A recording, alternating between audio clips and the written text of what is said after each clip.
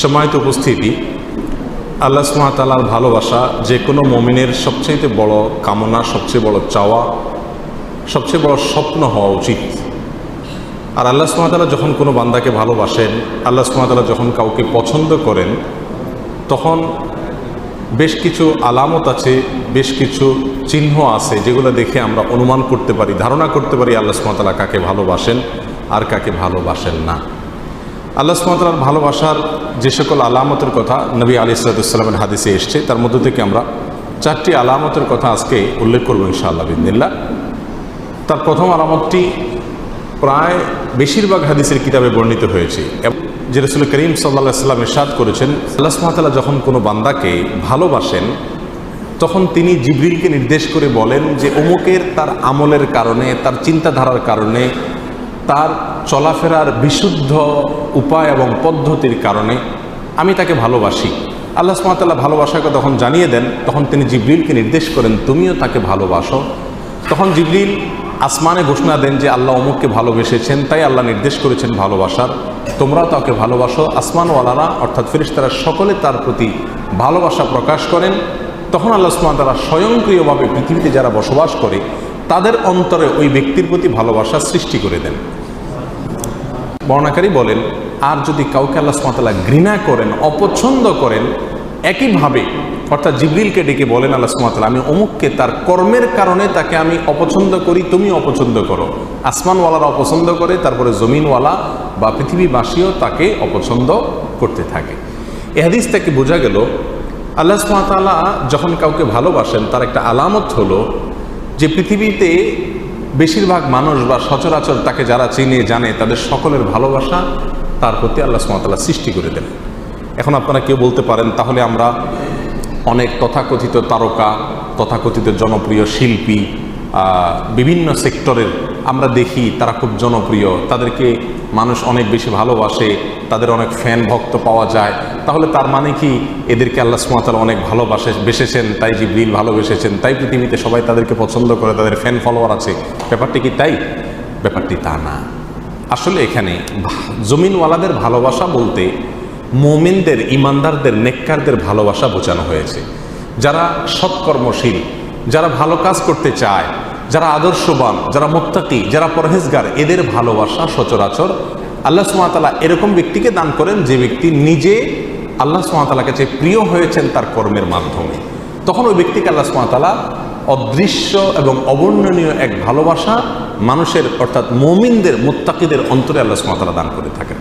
তাহলে ভালো মানুষেরা যাকে ভালোবাসবে, নেককাররা যাকে ভালোবাসবে, মুত্তাকিরা যাকে ভালোবাসবে, বুঝতে হবে এই লোকটাকে আল্লাহও ভালোবাসেন। এটা হলো আল্লাহর ভালোবাসার একটা আলামত, একটা নিশানা। আর এই জন্য আমাদেরকে জনপ্রিয়তা মানুষের কাছে চেয়ে বেড়ানোর প্রয়োজন নাই। এই হাদিস বলছে কেউ যদি চায় যে সকল ভালো মানুষেরা তাকে ভালোবাসুক, তাহলে সে ভালো পথে চলুক। সে ভালো পথে চললে আল্লাহ সুবহানাহু ওয়া তাআলাই তার প্রতি মানুষের ভালোবাসা সৃষ্টি করে দিবেন, তার প্রতি অটোমেটিক মানুষের ভালোবাসা সৃষ্টি আল্লাহ সুবহানাহু ওয়া তাআলা করে দিবেন। অতএব আল্লাহ সুবহানাহু ওয়া তাআলা আমাদের সকলকে মানুষের এরকম ভালোবাসা দান করুন যে ভালোবাসাটি আসলে আল্লাহর ভালোবাসাকে প্রমাণ করে। নাম্বার 2, আল্লাহ সুবহানাহু ওয়া তাআলা যখন কোনো মানুষকে ভালোবাসেন, কাউকে পছন্দ করেন, সেটা আমরা কিভাবে বুঝবো? তার দ্বিতীয় আলামত হলো আল্লাহ যাকে ভালোবাসেন তাকে বিপদ আপদ দেন, তাকে মুসিবত দেন, তাকে কষ্ট দেন। এটা হলো একটা আলামত যে আল্লাহ সুবহানাহু ওয়া তাআলা ওই লোকটাকে ভালোবাসেন। এ বিষয়ে সুনানে তিরমিজির এক হাদিসে আসছে, রাসূল আকরাম সাল্লাল্লাহু আলাইহি ওয়াসাল্লাম ইরশাদ করেছেন, ওয়া ইন্নাল্লাহা ইযা আহাব্বা কওমান ইবতালাহুম। আর যখন আল্লাহ সুবহানাহু ওয়া তাআলা কোনো মানুষকে, কোনো জাতিকে ভালোবাসেন তখন তাদের পরীক্ষা নেন, তাদেরকে মুসিবত দেন, কষ্ট দেন, রোগে, শোকে, অসুবিধায় ফেলে নানাভাবে আল্লাহ সুবহানাহু ওয়া তাআলা তাদেরকে পরীক্ষা করেন। এই যে বিপদ আপদে ফেলে দেওয়া, এটা কিন্তু আল্লাহ সুবহানাহু ওয়া তাআলার ভালোবাসার একটি আলামত। ফামান রাদিয়া ফালাহুর রিদা ওয়া মান সাখাতা ফালাহুস সাখত। আল্লাহর এই দেওয়া পরীক্ষায়, কষ্টে যে ব্যক্তি সন্তুষ্ট হয়ে যায়, আল্লাহর ফয়সালাকে মেনে নেয়, ফালাহুর রিদা, তার জন্য আল্লাহর সন্তুষ্টি অবধারিত হয়ে যায়।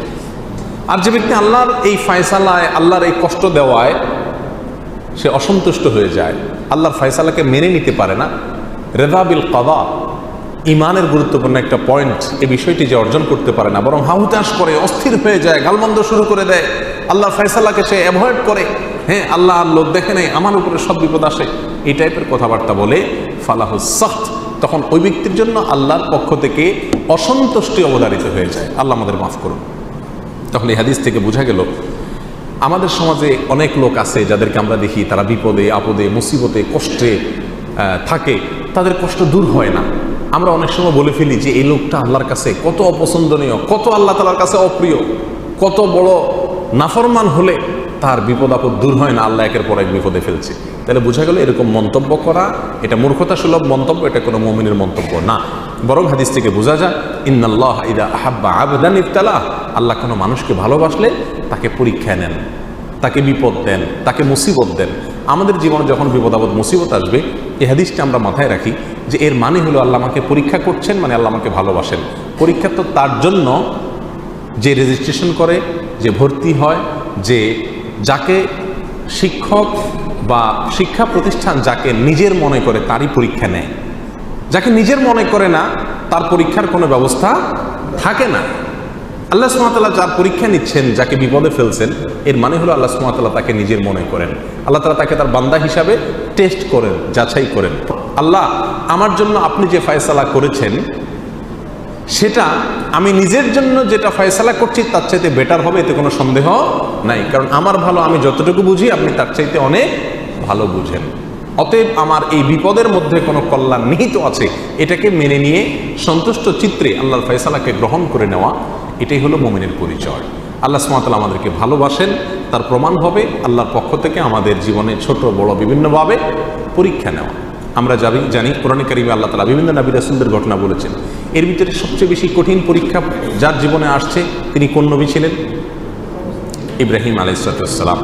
ইব্রাহিম আলাইহিস সালাম সম্পর্কে আল্লাহ সুবহানাহু ওয়া তাআলা কোরআনে কারিমে একাধিক জায়গায় বলেছেন কি কি পরীক্ষা নিয়েছেন। ওয়া ইয ইবতালা ইব্রাহিম, যখন আল্লাহ সুবহানাহু ওয়া তাআলা ইব্রাহিমের পরীক্ষা নিয়েছেন, ইব্রাহিমের পরীক্ষা আল্লাহ তাআলা নিয়েছেন। কেন ইব্রাহিমের পরীক্ষা নিয়েছেন? আল্লাহ তো ফেরাউনের পরীক্ষা নেন নাই, আল্লাহ তো বলেন না আল্লাহ নমরুদের পরীক্ষা নিয়েছেন, আল্লাহ এটা বলেন নাই কোরআনে কোথাও যে আল্লাহ আবু জাহালের পরীক্ষা নিয়েছেন, আবু লাহাবের পরীক্ষা নিয়েছেন। তারা তো স্টুডেন্টই না, তারা তো আল্লাহর বান্দাই না, নেককার বান্দাই না, মুমিন বান্দাই না, যার কারণে তাদের পরীক্ষা নেওয়ার প্রশ্ন নাই।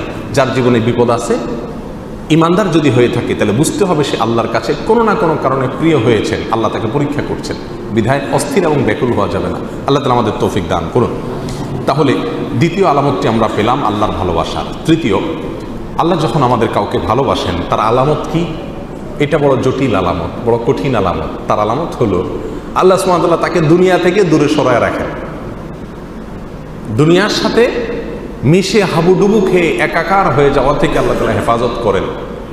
আমাদের অনেকে আমরা দুনিয়া চাই, পদ পদবি, অর্থ কড়ি, প্রভাব প্রতিপত্তি, কেনা চাই, আমরা সবাই চাই এগুলা। কিন্তু আল্লাহ সুবহানাহু ওয়া তাআলা কিছু মানুষকে ভালোবেসে এগুলো থেকে দূরে সরায় রাখেন। সে চাইলেও ব্যাটে বলে হয় না। আল্লাহ সুবহানাহু ওয়া তাআলা তাকে দুনিয়া থেকে পরিকল্পিতভাবে বাই প্ল্যান ইচ্ছাপূর্বক আল্লাহ সুবহানাহু ওয়া তাআলা সরায় রাখেন। কেন? তার জন্য ওই জায়গায় গেলে ক্ষতি হবে। সে দুনিয়ার সাথে যদি মিশে যায় তাহলে সে ধ্বংস হয়ে যাবে। আল্লাহ সুবহানাহু ওয়া তাআলা তাকে বাঁচিয়ে রাখেন। এই প্রসঙ্গে সহিহ ইবনে হিব্বান, মুস্তাদরাক হাকিম, সুনানে তিরমিজি অনেকগুলো হাদিসের কিতাবে হাদিসটি বর্ণিত হয়েছে। রাসূল আকরাম সাল্লাল্লাহু আলাইহি ওয়াসাল্লাম বলেছেন, ইন্নাল্লাহা ইযা আহাব্বা আবদান হামাহুদ দুনিয়া কামা ইয়াহমি আহাদুকুম মারিদাহু আল মা লিয়াশফিয়া। তোমাদের কেউ, তোমাদের প্রিয়জনরা অসুস্থ হলে যেই রোগে পানি টাচ করলে অসুবিধা হবে তাকে যেরকম পানি থেকে তোমরা বাঁচিয়ে রাখো, আল্লাহ যখন কোনো মানুষকে ভালোবাসেন তার আল্লাহর ভালোবাসার মানুষটাকে আল্লাহ তাআলা দুনিয়া থেকে এরকম বাঁচিয়ে রাখেন। দুনিয়া থেকে আল্লাহ সুবহানাহু ওয়া তাআলা এরকম বাঁচিয়ে রাখেন। এখন চিন্তা করেন আপনার জীবনের যত অপ্রাপ্তি, আমাদের জীবনে যত অপ্রাপ্তি, যত চাওয়া আমাদের পূরণ হলো না, আল্লাহ সুবহানাহু ওয়া তাআলা যদি এটা আমাকে পরিকল্পিতভাবে ভালোবাসেন বিধায় আমাকে এখান থেকে সরিয়ে রাখেন, তাহলে আমি যা হারালাম তার চাইতে পেলাম অনেক বড় কিছু।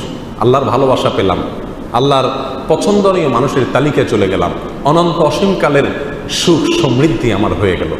অতএব দুনিয়ার কোনো কিছু না পেলে মুমিন কখনো বিচলিত হয়ে পাগল করা হয়ে যাবে না।